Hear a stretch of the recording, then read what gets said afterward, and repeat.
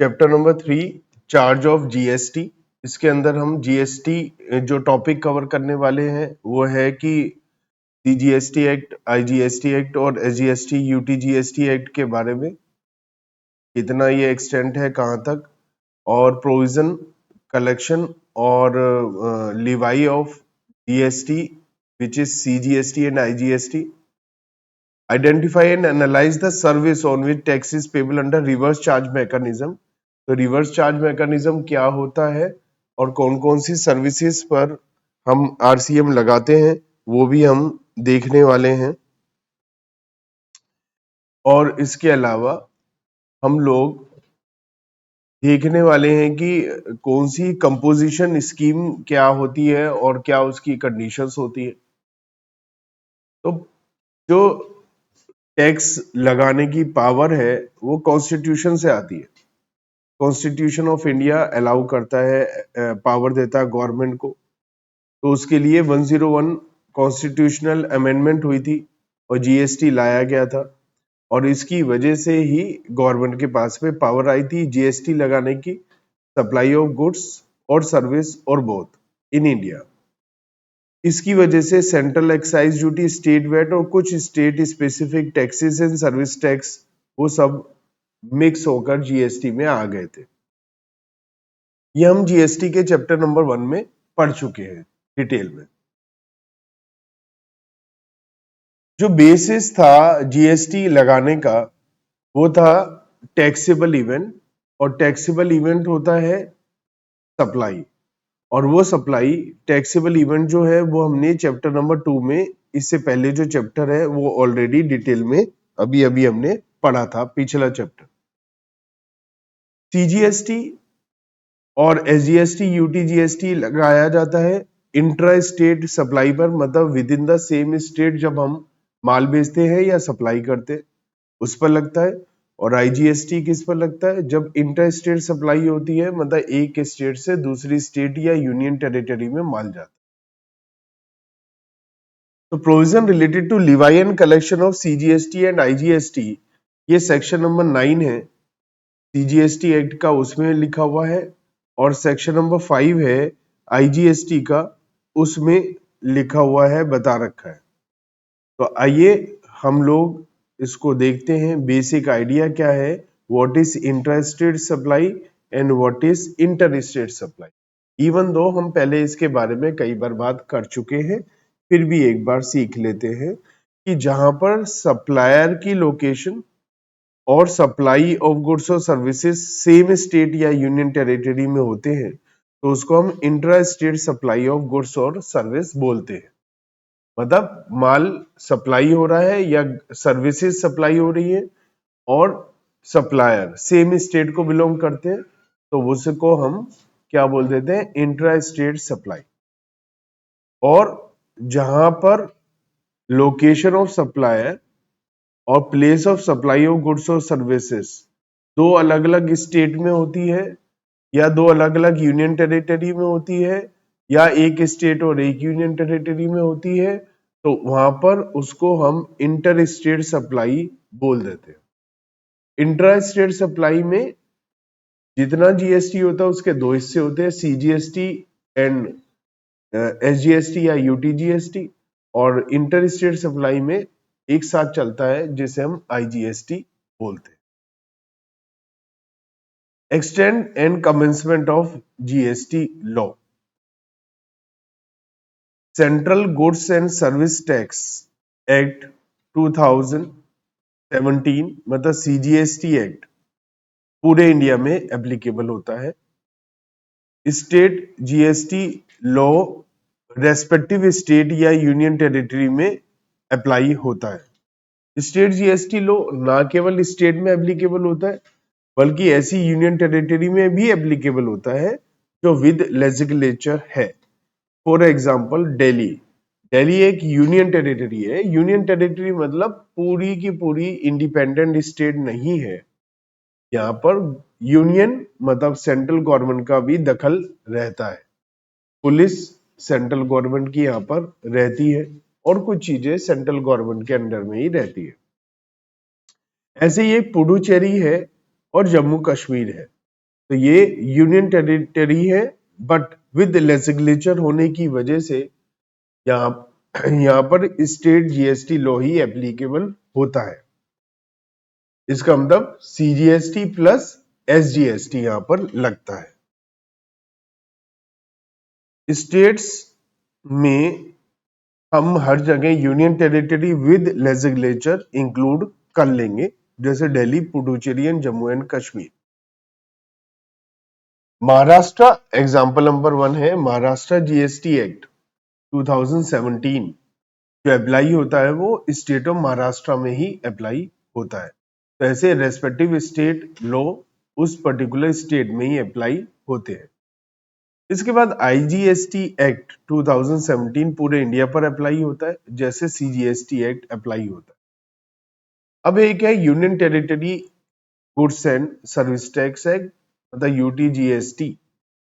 ये union territories पर ही लगता है, जैसे Andaman and Nicobar island, Lakshadweep, Dadra and Nagar Haveli, Daman and Diu, Ladakh, Chandigarh and other territory जो विदाउट लेजिस्लेचर है।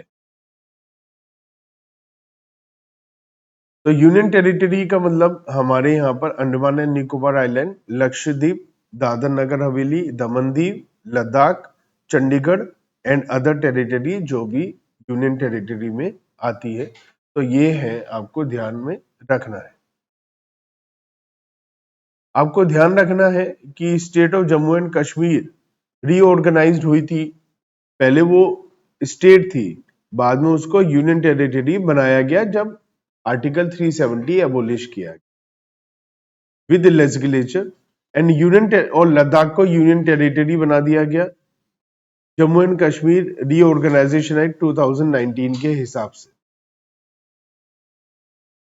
फर्दर जो Dadar and Nagar Haveli and Daman and Diu है, उन्हें मर्ज किया गया है एक new territory Dadra and Nagar Haveli and Daman and Diu, vide the Dadra and Nagar Haveli and Daman and Diu merger act 2019। हम इस स्टडी मटेरियल में जो पढ़ने वाले हैं मेनली वो प्रोविजन ऑफ सीजीएसटी एक्ट और आईजीएसटी एक्ट पढ़ने वाले हैं, क्योंकि एसजीएसटी एक्ट पर्टिकुलर स्टेट पर ही अप्लाई होता है, तो हमारे सिलेबस से बाहर की हम केवल आईजीएसटी या सीजीएसटी एक्ट पढ़ेंगे। दोनों में लगभग सेम बातें लिखी हैं, बस सेक्शन नंबर अलग होते हैं। अब हम बात करते हैं Levi and collection of CGST and IGST. Section number 9 है सीजीएसटी एक्ट का और सेक्शन नंबर 5 है आईजीएसटी एक्ट। सेक्शन 9 हमें बताता है levy and collection CGST act में। तो सेक्शन 9 सबसेक्शन 1 कहता है, subject to the provision of subsection 2 there shall be levied a tax called the CGST on all intrastate supply of goods or service or both। तो section 9 subsection 1 कहता है with in the same state जो supply goods या services होगी उसके ऊपर हम CGST लगाएंगे, accept on supply of alcoholic liquor for human consumption, क्योंकि उस पर जीएसटी हम लगा ही नहीं पाते। On the value determined under the section 15 and such rate not exceeding 20%। तो लिखा है कि एक तो उसकी वैल्यूएशन जो होगी वो सेक्शन 15 के हिसाब से होगी और उसका रेट 20% से ज्यादा नहीं होगा। यहाँ पर इंपॉर्टेंट बात समझने की ये है कि जितना सीजीएसटी लगता है उतना ही एसजीएसटी या यूटीजीएसटी लगता है, डिपेंडिंग कि वो सप्लाई स्टेट या यूनियन टेरिटरी में हो रही है। अब सीजीएसटी का मैक्सिमम रेट 20% लिखा है, इसका मतलब टोटल 40% से ज्यादा नहीं होगा, क्योंकि आधा होता है सीजीएसटी और आधा होता है एसजीएसटी एंड यूटीजीएसटी। तो अगर सीजीएसटी 20% है तो उनका टोटल जीएसटी 40% से ज्यादा नहीं होगा। ठीक है। सेक्शन 9 सबसेक्शन 2 कहता है the central tax on the supply of petroleum crude high speed diesel motor speed natural gas aviation turbine fuel वो उस दिन से लगाया जाएगा जिस दिन से गवर्नमेंट नोटिफाई करेगी ऑन रिकमेंडेशन ऑफ काउंसिल। तो इसका मतलब सेक्शन 9 सबसेक्शन 2 में एक खुला रास्ता है कि पेट्रोल डीजल को जीएसटी के दायरे में लाया जा सकता। जब से अप्लाई होगा तो जीएसटी उस पर भी लगना शुरू हो जाएगा। सेक्शन 9 सबसेक्शन 3 गवर्नमेंट में on the recommendation of council by notification specify कर सकती है गुड्स या सर्विस या दोनों की goods supply of goods service और बोथ की कैटेगरी स्पेसिफाई कर सकती है। The tax on which shall be paid on reverse charge mechanism, reverse charge basis. ये क्या है रिवर्स चार्ज बेसिस, मालूम है आप लोगों को? पहले आ चुका है क्या इस बारे में बात, कुछ हो चुकी है क्या? नहीं, मैं आपको बता देता हूं। देखिए, मिस्टर ए ने सप्लाई किया मिस्टर बी को, तो मिस्टर ए कौन है? सप्लायर। सप्लाई किया गुड्स या सर्विस। मिस्टर बी कौन है? रेसिपिएंट। ठीक है, तो किसकी ड्यूटी है जीएसटी जमा कराने की? रेसिपिएंट मिस्टर बी जो है, जब ये माल खरीदेंगे या सर्विसेज लेंगे तो ये इसके बदले में पेमेंट करेंगे। और मिस्टर ए क्या करेंगे? जब इनवॉइस क्रिएट करेंगे तो उसमें जब मिस्टर ए इनवॉइस बनाएंगे तो इसमें वैल्यू ऑफ गुड्स या सर्विसेज प्लस उसमें जीएसटी लिख देंगे और जीएसटी का बिल इनवॉइस बनाकर देंगे। और जब पेमेंट आएगी इनके पास तो उस पेमेंट में ये जीएसटी की पेमेंट भी करेंगे। तो मिस्टर बी अपनी जेब से जीएसटी की पेमेंट करेंगे जो मिस्टर ए के पास आएगी, और ये ए अपना आईटीसी इनपुट टैक्स क्रेडिट लेने के बाद में बाकी पेमेंट गवर्नमेंट को कर देंगे। आप इस सब में ये समझ सकते हैं कि मिस्टर ए गवर्नमेंट के पास टैक्स जमा करा देंगे और टैक्स इनके पास मिस्टर बी से आया है। अब रिवर्स चार्ज मैकेनिज्म क्या होता है? रिवर्स चार्ज मतलब उल्टा, रिवर्स का मतलब होता है उल्टा। अब उल्टे में क्या होगा? उल्टे में ये होगा कि मिस्टर बी खुद जीएसटी जमा कराए। कौन जमा कराएगा जीएसटी? मिस्टर ए नहीं, मिस्टर बी। मिस्टर बी ए को नहीं देंगे जीएसटी, मिस्टर बी खुद जीएसटी जमा कराए। इसे क्या बोलते हैं? Reverse charge. तो सेक्शन 9 सबसेक्शन 3 कहता है कि जो जो सर्विसेज गुड्स या दोनों हम बताएंगे वहां पर रिवर्स चार्ज के बेस पे रेसिपिएंट को टैक्स जमा कराना पड़ेगा और सारा एक्ट अप्लाई होगा रेसिपिएंट पर, जैसे कि वही लाइबल है टैक्स जमा कराने के लिए इस सप्लाई ऑफ गुड्स के लिए। जैसे नॉर्मली मिस्टर ए के ऊपर ये एक्ट अप्लाई होता था, ये एक्ट मिस्टर बी के ऊपर अप्लाई हो जाएगा। सेक्शन 9 सबसेक्शन 4 गवर्नमेंट में on recommendation of council by notification specify कर सकती है कुछ class of registered person who shall in respect of supply of specified category of goods और सर्विस और both receive from an unregistered supplier pay the tax on reverse charge basis. यहां पर क्या है? देखो क्या हुआ, मिस्टर ए ने मिस्टर बी को सप्लाई करी, तो जनरली मिस्टर ए का जिम्मा है कि वो जीएसटी जमा कराएंगे मिस्टर बी से कलेक्ट करके। लेकिन यहां सेक्शन 9 सबसेक्शन 2 देखो यहां पर क्या है?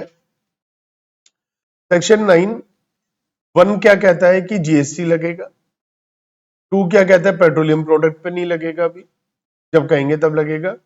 3 क्या कहता है कि गवर्नमेंट नोटिफिकेशन से बताएगी ऐसी सप्लाई कि जिस पर रिवर्स चार्ज लगेगा, सप्लाई बताएगी, सप्लाई गुड सर्विस ये बताएगी। 9(4) क्या कह रहा है? ये कह रखे हैं कि ऐसे लोग बताएंगे, यहां सप्लाई नहीं बताएंगे, यहां सप्लाई ऑफ गुड्स और सर्विसेज नहीं, यहां पर रजिस्टर्ड पर्सन की ऐसी क्लास बताई जाएगी। जब मिस्टर बी कौन है? रजिस्टर्ड है और वो नोटिफिकेशन के थ्रू सेक्शन नंबर 9 सबसेक्शन 4 में कवर भी है, क्योंकि सेक्शन 9 सबसेक्शन 4 में ऐसी क्लास ऑफ रजिस्टर्ड पर्सन बताए जाएंगे जो ये माल ले रहे हैं। किससे ले रहे हैं? Mister A. और मिस्टर ए कौन है? अनरजिस्टर्ड। मिस्टर ए कौन है? अनरजिस्टर्ड। आपको मालूम है अगर कोई भी अनरजिस्टर्ड है तो जीएसटी कलेक्ट नहीं कर सकता। मिस्टर ए सप्लाई कर रहे हैं और वो जीएसटी में रजिस्टर्ड नहीं है, तो मिस्टर ए जीएसटी कलेक्ट नहीं करेंगे। मिस्टर बी मिस्टर ए को जीएसटी की पेमेंट भी नहीं करेंगे, तो गवर्नमेंट का नुकसान है। गवर्नमेंट ने देखा कुछ स्पेशल सिचुएशन है, वहां पर हम सेक्शन नंबर 9(4) सबसेक्शन 4 में बता देंगे कि मिस्टर बी रजिस्टर्ड है, वो ऐसे बंदे से खरीद रहे हैं माल या सर्विस ले रहे हैं जो अनरजिस्टर्ड है,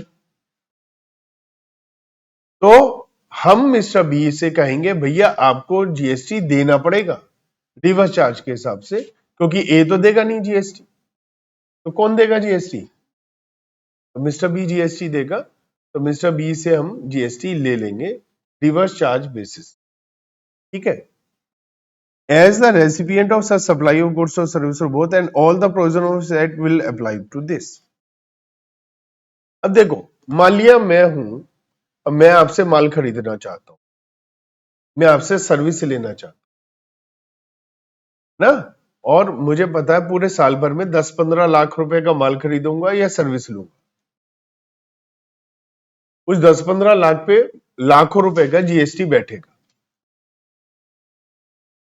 तो मैंने कहा एक छोटी सी कंपनी बनाई आपकी, दूसरे नाम से काम धंधा शुरू कराया, और आपको क्योंकि मान लेते हैं 20 लाख रुपए तक की सप्लाई पर कोई रजिस्ट्रेशन की रिक्वायरमेंट नहीं है, आपका नया बिजनेस शुरू कराया और आपका 10-15 लाख का सेल कराया और उस पर जीएसटी नहीं दिया, फिर अगले साल कोई नया बिजनेस शुरू करा दिया, तो 10-15 लाख का हर साल आपको 2-4 नए ऐसे बिजनेस शुरू करा करके आपसे ले रहे हैं, तो जीएसटी नहीं देना पड़ रहा। तो जब गवर्नमेंट को लगा कि ऐसा कुछ है, तो हम क्या कर सकते हैं, ऐसे लोगों को स्पेसिफाई कर सकते हैं कि भैया आपको जीएसटी देना पड़ेगा। ठीक है। सेक्शन 9 सबसेक्शन 5, गवर्नमेंट में on notification recommendation of council by notification specify कर सकती है category of services, the tax on intrastate supply of which shall be paid by the electronic commerce operator if such services are supplied through it, and all the provision of this act shall apply to such electronic commerce operator as if he is supplier liable for paying the tax. देखिए हुआ क्या, आपने Amazon Flipkart से सामान मंगाया, mister A ने supply किया माल Amazon के थ्रू, अम्मा जान भी कहते हैं कई लोग।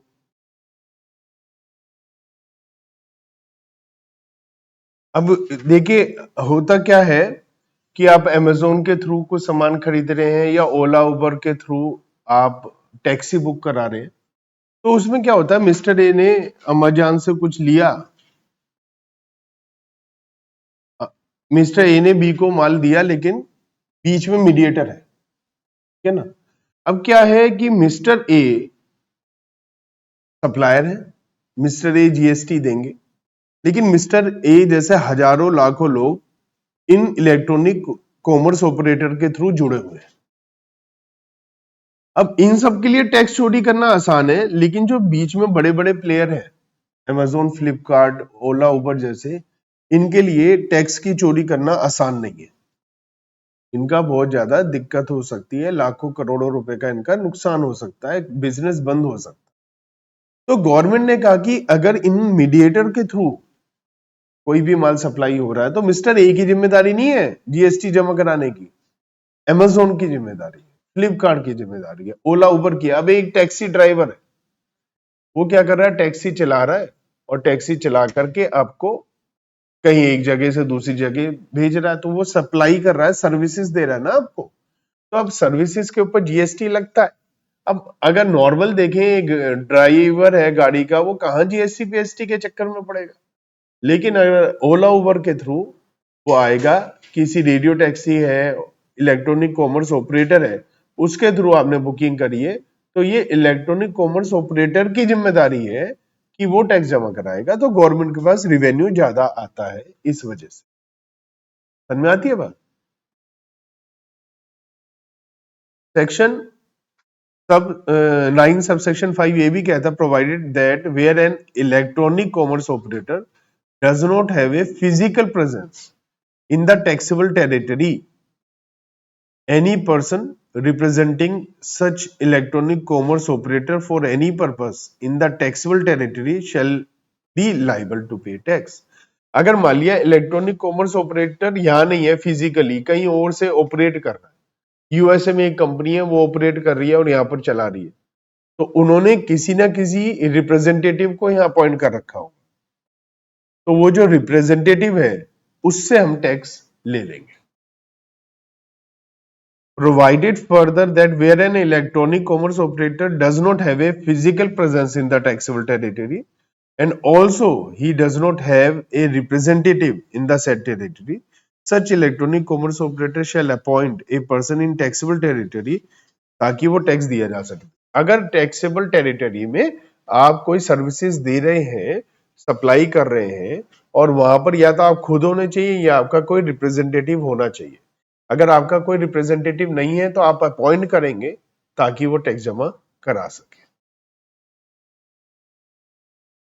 Section 5 of IGST, section 9 CGST का था, सेक्शन 5 आईजीएसटी का है।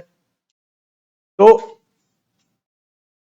सेक्शन 5 सबसेक्शन 1 क्या कहता है, subject to provision of subsection 2 there shall be a levied tax called the integrated goods and service tax, मतलब आईजीएसटी लगेगा on all inter state supply of goods और सर्विस और both. तो एक स्टेट से दूसरी स्टेट में माल बेचिए या सर्विस दीजिए तो उसके ऊपर क्या लगेगा, आईजीएसटी, इंटर स्टेट सप्लाई पर integrated goods and service tax लगेगा, except on supply of alcoholic liquor for human consumption and valuation as per section 15 of CGST act. अब देखो सेक्शन 9(1) भी हमने सेम पढ़ा था, उसमें हमने ये पढ़ा था within the same state माल बेचा जाएगा या सप्लाई दी जाएगी सर्विसेज की तो उस पर सीजीएसटी लगेगा। सेक्शन 5(1) क्या कह रहा है कि आईजीएसटी लगेगा अगर एक स्टेट से दूसरी स्टेट में माल बेचा जा रहा है, सब्जेक्ट टू सबसेक्शन 2। वहां पर भी सब्जेक्ट टू सबसेक्शन 2 था, वहां पर सब्जेक्ट टू सबसेक्शन 2 में क्या लिखा था, जो यहाँ लिखा है कि जो पेट्रोलियम प्रोडक्ट वगैरह है इन पर जब रिकमेंडेशन होगा तब से लगेगा। 9(2) में भी यही लिखा था, 5(2) में भी यही लिखा हुआ है। फिर 9(3) में जो लिखा था वही 5(3) में है कि रिवर्स चार्ज मैकेनिज्म के हिसाब से कुछ गुड्स या सर्विसेज टैक्सेबल हो सकते हैं। 5(4) में भी वही लिखा, कुछ special class of person, registered person जो अनरजिस्टर्ड से खरीद रहे हैं उनसे कहा जा सकता है। 5(5) में भी वही है कि भैया इंटर स्टेट सप्लाई में इलेक्ट्रॉनिक कॉमर्स ऑपरेटर के थ्रू टैक्स लिया जाएगा और फिजिकल प्रेजेंस नहीं है तो वहां पर उनका जो बंदा होगा वो नहीं है तो वो कराएंगे, मतलब सेम सेक्शन है 9 सीजीएसटी एक्ट का और 5 आईजीएसटी एक्ट, सेम है बिल्कुल। अब इन सारे सेक्शन नंबर 5 और 9 का निचोड़ क्या है, इसका एनालिसिस करते हैं तो हमें ये बात पता चला कि सीजीएसटी लगता है with in the same state supply पर, और जो है इंटर स्टेट सप्लाई किस पर नहीं लगेगा, alcoholic liquid for human consumption पर, क्योंकि उस पर टैक्स नहीं लगता है। आईजीएसटी लगता है किस चीज पर, with in other inter state पर, और अगर आप इंपोर्ट करते हैं गुड्स या सर्विसेज इंडिया के बाहर से उस पे भी आईजीएसटी लगता है। ठीक है, तो आप इंपोर्ट करेंगे गुड्स या सर्विसेज तो उसके ऊपर क्या लगेगा, आईजीएसटी। अब वैल्यूएशन होगी एज पर सेक्शन 15। हम चैप्टर 7 पढ़ेंगे, उस चैप्टर में हम वैल्यूएशन सीखेंगे और उसमें हम सेक्शन 15 के हिसाब से सीखेंगे कि इसकी वैल्यूएशन कैसे होती है। रेट ऑफ जीएसटी, तो ये रेट रिकमेंडेशन होता है जीएसटी काउंसिल का, ये भी अलग चैप्टर में हम पढ़ेंगे, लेकिन maximum rate can be 20% in case of CGS. और आईजीएसटी में ये मैक्सिमम रेट कितना हो सकता है, 40%, क्योंकि 20% सीजीएसटी है, 20% उस केस में यूटीजीएसटी या एजीएसटी होगा। आईजीएसटी में 2 पार्ट नहीं होते, तो टोटल 40% हो सकता है ज्यादा से ज्यादा। लेकिन पेट्रोलियम प्रोडक्ट वगैरह पर जो सब सेक्शन 2 था कि इस पर रिकमेंडेशन ऑफ काउंसिल के हिसाब से ही जब नोटिफिकेशन होगा तभी ये टैक्सेबल होंगे। अब हम रिवर्स चार्ज मैकेनिज्म के बारे में बात करते हैं कि tax payable on supply of goods और service on both under reverse charge. तो सीजीएसटी आईजीएसटी कौन देता है, रेसिपिएंट ऑफ गुड्स देता है या सप्लाई, लेकिन वो पेमेंट करता है सप्लायर को, सप्लायर आगे गवर्नमेंट को। लेकिन यहां पर रेसिपिएंट ही रिवर्स चार्ज बेसिस पर देगा। तो वो कौन से केसेस है, जब रेसिपिएंट रिवर्स चार्ज बेसिस पर टैक्स जमा कराएगा। तो सप्लाई ऑफ गुड्स और सर्विसेज और both as notified by the government on recommendation of GST council. तो ऐसा सप्लाई जो गवर्नमेंट नोटिफाई करेगी उस पर रिवर्स चार्ज के हिसाब से टैक्स लगने वाला है। Supply of specified category of goods और सर्विस और both by unregistered supplier to specified class of registered supplier जहां नोटिफाई करेंगे। तो हमने पढ़ा था ना, हमारा सेक्शन सब सेक्शन 3-4 थे, तो उसमें हमने यही बातें पढ़ी थी। All the provision of CGST and IGST act shall apply to recipient, कि वही है उन सब चीजों के लिए जिम्मेदार जो टैक्स सप्लायर होता है, वही बात सारी रेसिपिएंट के लिए अप्लाई हो जाएगी। तो let us first understand the concept of reverse charge mechanism, कि रिवर्स चार्ज होता क्या है। जनरली सप्लायर जो होता है उसे ही जीएसटी जमा कराना होता है, लेकिन रिवर्स चार्ज में लायबिलिटी जीएसटी देने की रेसिपिएंट पर आ जाती है। जो सर्विसेज या गुड्स ले रहा है वही जीएसटी भी गवर्नमेंट के पास जमा कराएगा। Reverse charge means the liability to pay tax is on the recipient of supply of goods or services instead of supplier। हमें यह भी ध्यान रखना है कि अल्टीमेटली जो टैक्स का बर्डन है वो रेसिपिएंट के पास ही जाता है, चाहे टैक्स जमा कोई भी कराए। मिस्टर ए सप्लायर है, मिस्टर बी रेसिपिएंट है। चाहे नॉर्मल केस में forward charge mechanism, reverse charge mechanism अभी हम पढ़ने वाले, फॉरवर्ड चार्ज मैकेनिज्म जो नॉर्मली होता है।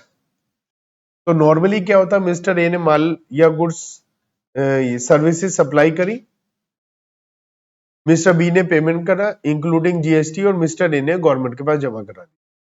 अब मिस्टर ए अपनी जेब से जीएसटी जमा नहीं करा रहे, मिस्टर ए मिस्टर बी से जीएसटी लेके जमा करा रहे। तो चाहे मिस्टर ए जमा करा रहे हैं तो भी पैसा जीएसटी का तो मिस्टर बी से ही जा रहा है।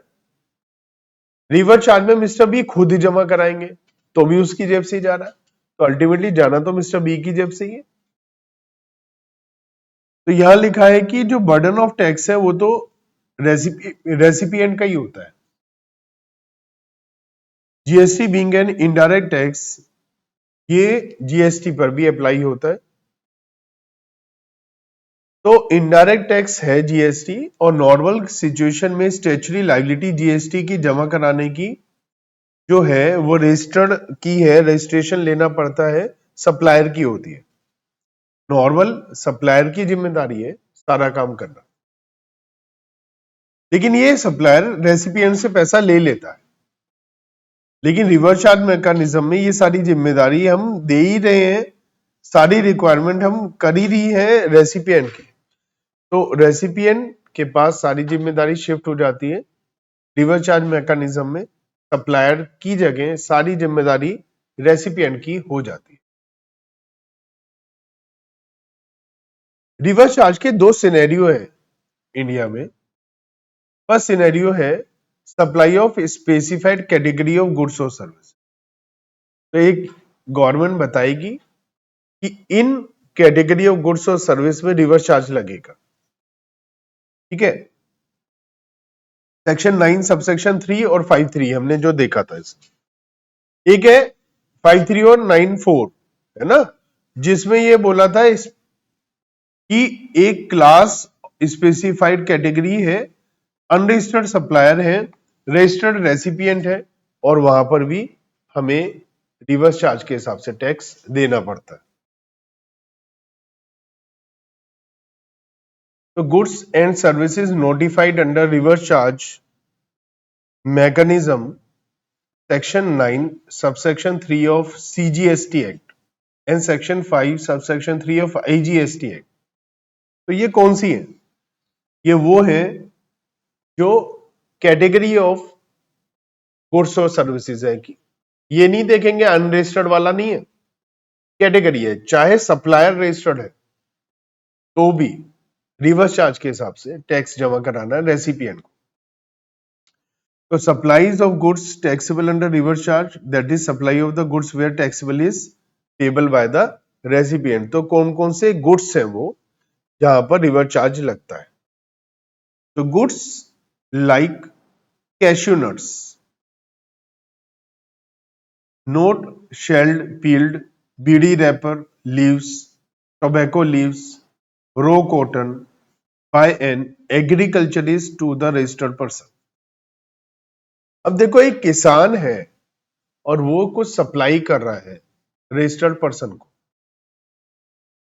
तो यहां पर जो किसान है वो बिजनेस पर्सन नहीं है इतना बड़ा, तो उसके लिए किसानों से वैसे ही पंगा लेने से बचते हैं, क्योंकि उनका काम किसानों का खेती करना है।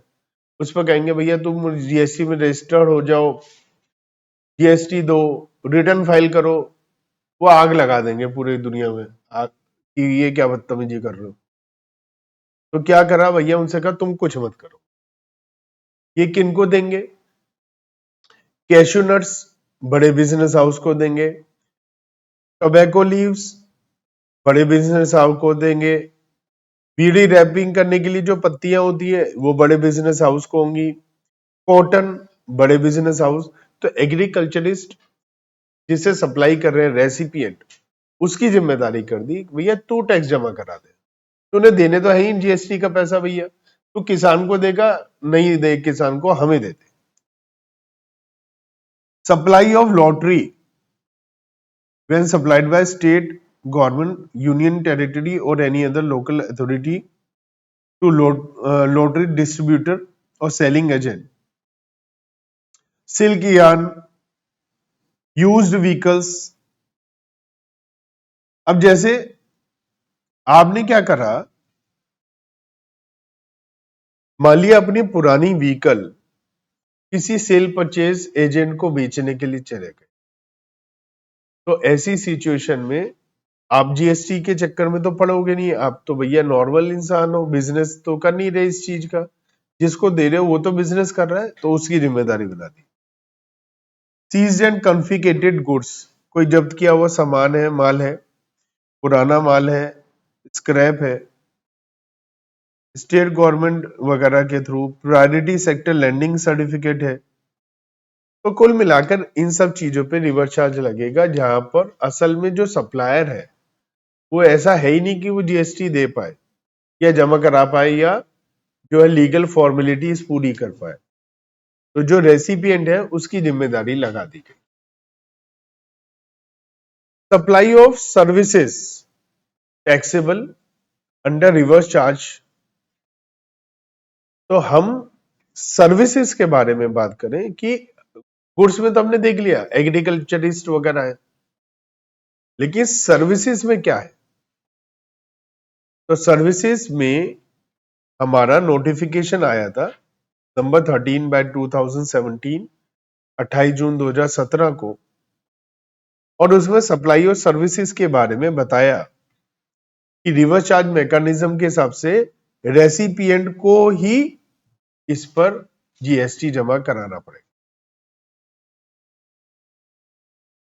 जैसे गुड्स ट्रांसपोर्ट एजेंसी है, जिसे हम शॉर्टकट में क्या बोलते हैं, जीटीए।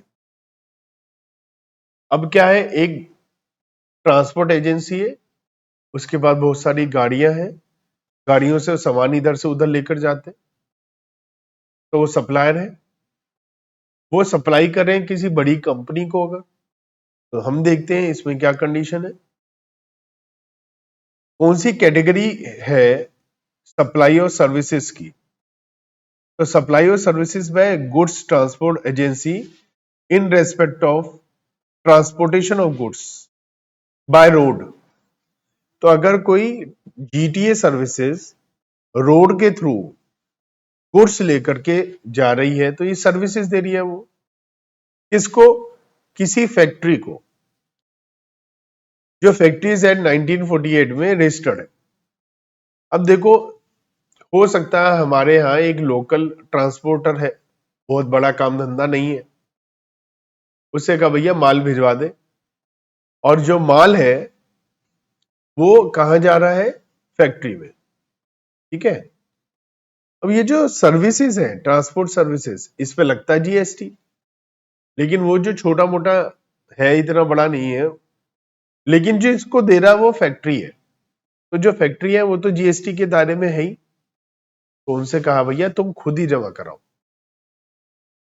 तो रेसिपिएंट कौन है, फैक्ट्री, तो कौन जमा कराएगा, रिवर्स चार्ज मैकेनिज्म के हिसाब से।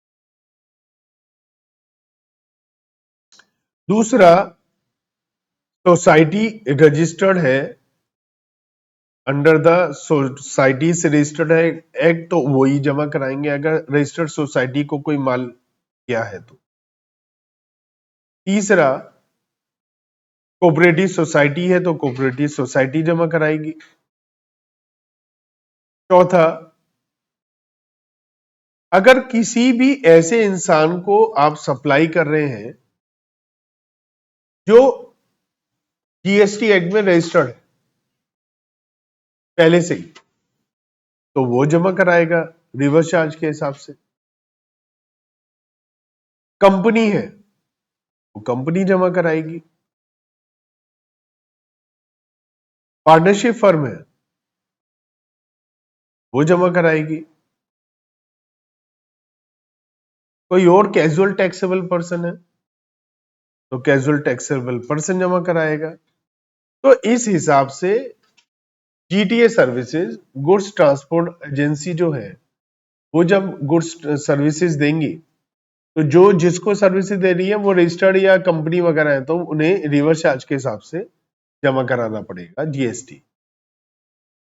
अब आपको क्या ध्यान रखना है, रिवर्स चार्ज मैकेनिज्म, जिसे हम आरसीएम भी बोल देंगे, shall not apply to service provided by GTA by way of transport of goods in a goods carried by road to department of central state government etc। अगर government है तो उस situation में भाई टैक्स नहीं लेगा। क्यों, सप्लाई किसको जा रही है, गवर्नमेंट को। गवर्नमेंट खुद ही अपने आप को टैक्स देगी क्या, उनका भैया हम तो टैक्स नहीं देंगे। तो आरसीएम कब अप्लाई नहीं होगा, जब गवर्नमेंट के पास जा रहा है, लोकल अथॉरिटी के पास जा रहा है, गवर्नमेंट एजेंसी के पास जा रहा है, which has taken registration under CGST Act only for the purpose of deducting tax। या कई बार क्या होता है कि कुछ रजिस्टर्ड पर्सन ऐसे होते हैं जिन्हें केवल टीडीएस काटने के लिए रजिस्ट्रेशन है, वैसे नहीं है, तो उन सब सिचुएशन में आरसीएम अप्लाई नहीं होगा। Further, nothing content in this entry shall apply to the supplier has taken registration under CGST and exercised the option to pay on the service of GTA in relation to transport of goods by him under forward charge। तो मान लिया जो supplier है वो registered है और उसने कहा कि भैया जो जीडीए सर्विसेज है ट्रांसपोर्ट वाली, उस पर मैं खुद ही टैक्स जमा कराऊंगा फॉरवर्ड चार्ज के हिसाब से। मतलब जो जीडीए सर्विसेज है, बात क्या हो रही है, ट्रांसपोर्ट के थ्रू माल भेजा जा रहा है, जिसके पास मिल रहा है वो टैक्स जमा कराएगा। लेकिन जो माल लेकर आ रहा है वो खुद ही कह रहा है मैं खुद करा रहा हूं भैया जीएसटी जमा, तो ठीक है ना। फिर जब वो खुद ही जमा करा रहा है तो फिर कोई टेंशन थोड़ी ना। फिर टेंशन तो यदि वो खुद जमा नहीं करा सकता, इसीलिए आरसीएम है। वो कह रहा है मैं खुद ही जमा करा रहा हूं, मैं रजिस्टर्ड हूं, तो फिर ये ठीक है, करा दे भैया। और होता क्या है, जब आप रजिस्टर्ड होते हैं ना तो आप टैक्स इनवॉइस इशू करते हैं, और आप अनरजिस्टर्ड होते हैं तो आप नॉर्मल इनवॉइस इशू करते हैं। अगर गुड्स ट्रांसपोर्ट एजेंसी रजिस्टर्ड है तो वो इनवॉइस कौन सा इशू करेगी, टैक्स इनवॉइस। तो लिखा है कि फॉरवर्ड चार्ज के हिसाब से सप्लायर खुद ही कह रहा है मैं जमा करा रहा हूं, और सप्लायर ने टैक्स इनवॉइस भी दिया है और उस पर टैक्स लगा भी दिया है। फिर क्या दिक्कत है, फिर आरसीएम मत लगाओ। आरसीएम कब लगाएंगे, मैंने माल भेजा, जिसके पास माल पहुंचा उसके पास आया बिल और देगा इनवॉइस, टैक्स इनवॉइस नहीं है तो आरसीएम के हिसाब से देना है। इनवॉइस आया, क्या है, टैक्स इनवॉइस है, आरसीएम के हिसाब से नहीं देना। सिंपल सी बात। गवर्नमेंट के पास टैक्स पहुंच गया तो हमें नहीं पहुंचाना, नहीं पहुंचा तो हमें पहुंचाना। ये है आरसीएम, ठीक है।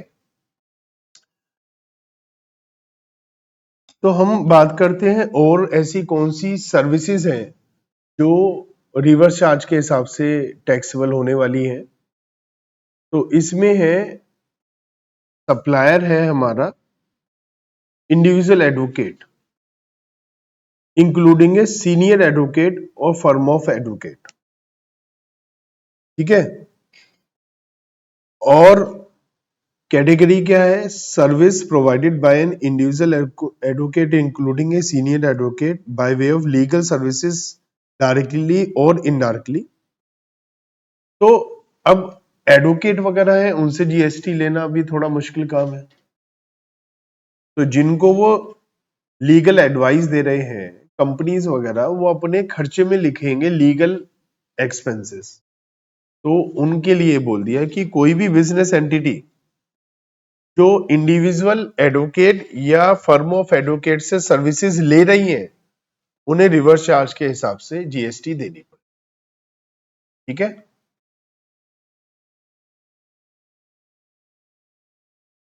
इसके बाद है हमारा supplier of service arbitral tribunal, मतलब कोर्ट वगैरह जो होते हैं, नॉर्मल कचहरी जो होती है, तो उसमें अगर कोई आर्बिट्रल ट्रिब्यूनल बिजनेस एंटिटी को सर्विसेज दे रही है तो बिजनेस एंटिटी को जीएसटी देना पड़ेगा रिवर्स चार्ज के हिसाब से। अब मान लिया कोई सप्लायर है और उस सिचुएशन में है कि सर्विसेज जो दी जा रही हैं स्पॉन्सरशिप है, ठीक है। कोई स्पॉन्सर कर रहा है कोई इवेंट या कोई भी चीज, और वो सर्विसेज दे रहा है किसको, स्पॉन्सरशिप टू बॉडी कॉर्पोरेट और पार्टनरशिप फंड। तो रिवर्स चार्ज के हिसाब से इनको जीएसटी देना पड़ेगा। नंबर 5 है कि सेंट्रल गवर्नमेंट, स्टेट गवर्नमेंट या और कोई अथॉरिटी सर्विसेज दे रही हैं बिजनेस एंटिटी को।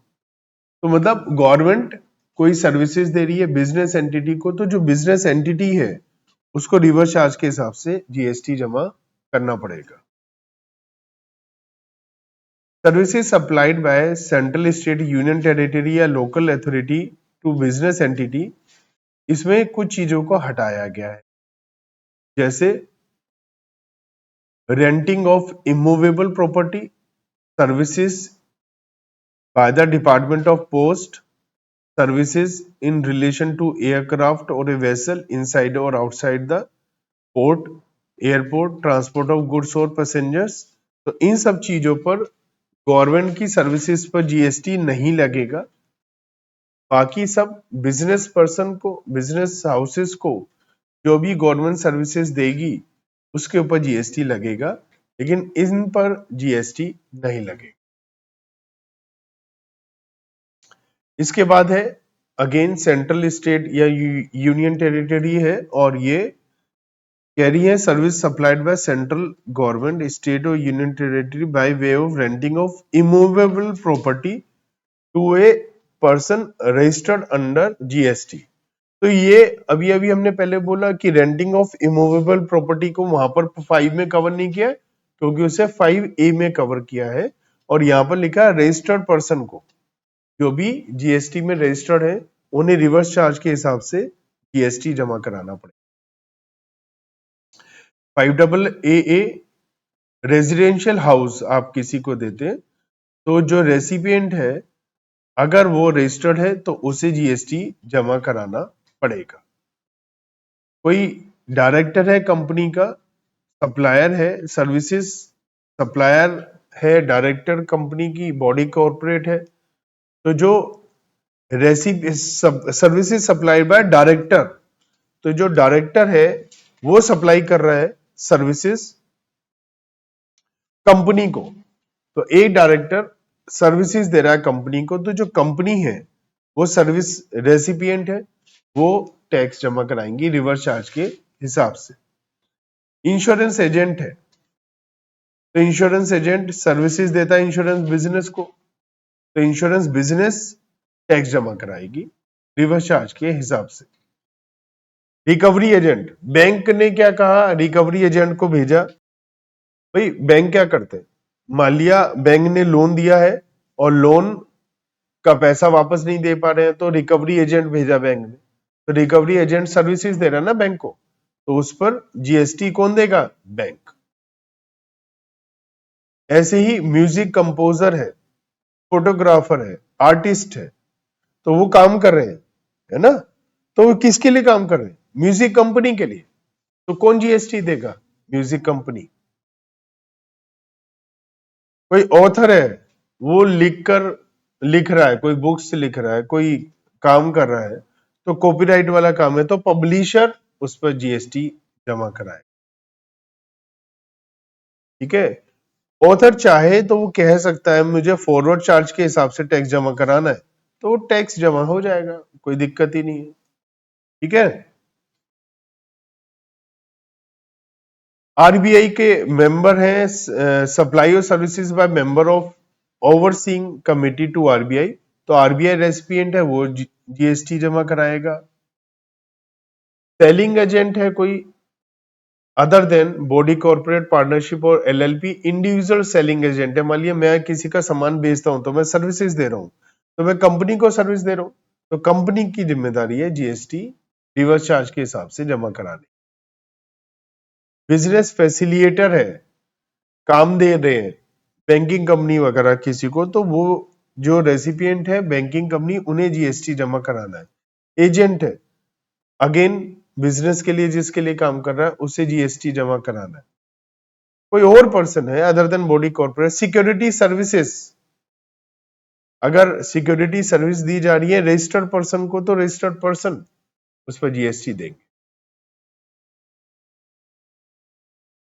लेकिन यही है कि अगर ये services however nothing contained this entry shall apply to government, local authority, government agency या जो रजिस्टर्ड पर्सन है paying tax under composition scheme. अब ये कंपोजिशन स्कीम क्या होता है बच्चों, कई बार क्या होता है मैं चाहता हूं कि बहुत ज्यादा टैक्स ना लूं अपने का, मेरा ज्यादातर जो सेल है वो एंड यूजर को होती है जो इस्तेमाल करते हैं चीजें, तो अल्टीमेटली सारा टैक्स उसकी जेब से जाता है, तो उसे सारा महंगा सामान पड़ता है। मान लिया 20% का जीएसटी, 12-15% का जीएसटी पड़ रहा है। कंपोजिशन स्कीम में क्या होता है, मैं आपको टैक्स इनवॉइस तो आपको चाहिए ही नहीं, अगर आप एंड यूजर हैं तो आपको टैक्स इनवॉइस चाहिए नहीं क्योंकि आईटीसी आप क्लेम नहीं करेंगे। मार्केट में बने रहने के लिए, झंझट से मुक्ति पाने के लिए हो जाता है 1-2-3% का जीएसटी है वो मैं अपनी जेब से भरूंगा सप्लायर, मैं आपको एक नॉर्मल इनवॉइस इशू करूंगा तो उसे बोल देते हैं कंपोजिशन स्कीम, वो आगे हम पढ़ेंगे डिटेल, ठीक है। और उसके अलावा services by renting of motor vehicle, motor vehicle की रेंटिंग है तो उस सिचुएशन में अगर बॉडी कॉर्पोरेट को दी जा रही है तो वो जीएसटी जमा कराएंगे।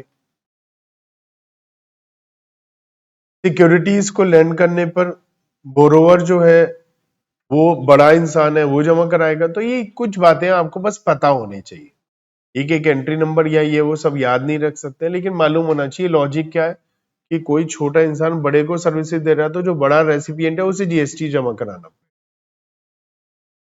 ये सारी की सारी नोटिफाइड है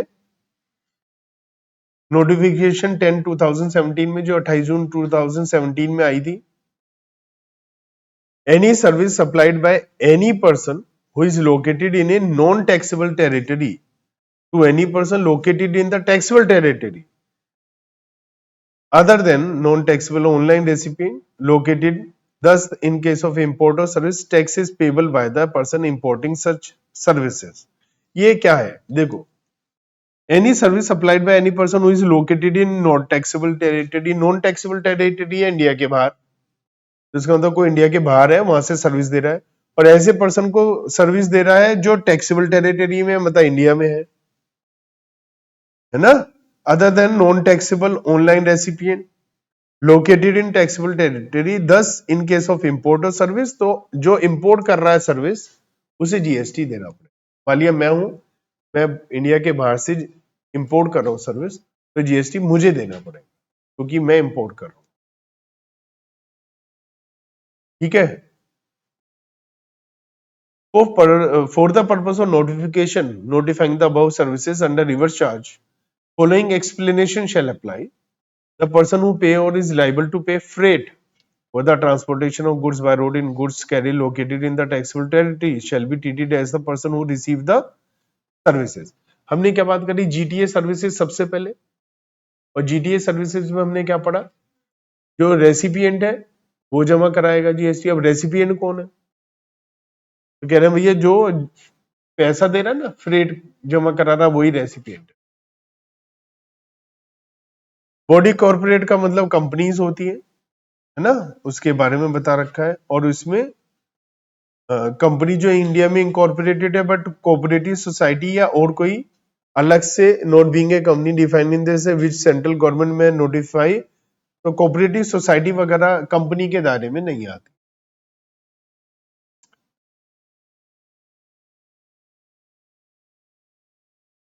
the business entity located in the taxable territory, जो एप्लीकेंट है पिटिशनर है एज द केस में be, shall be treated as a person who receive the legal services.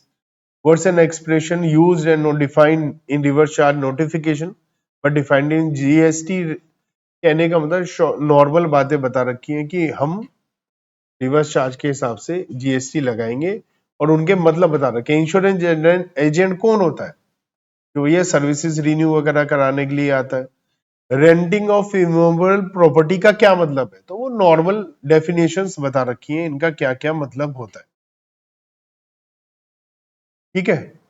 तो इतना अभी हमने इस क्लास के लिए रखा हुआ था, बाकी का हम और नेक्स्ट क्लास में देखेंगे कि रिवर्स चार्ज में हमारा और क्या है, कौन से क्लास ऑफ पर्संस है। जो अनरजिस्टर्ड सप्लायर से लेंगे तो उन्हें टैक्स देना है, और उसके अलावा कंपोजिशन स्कीम क्या है। तो इस चैप्टर काफी बड़ा है अभी, और हमें काफी कुछ इसमें देखना बाकी है। आज की क्लास के लिए इतना ही।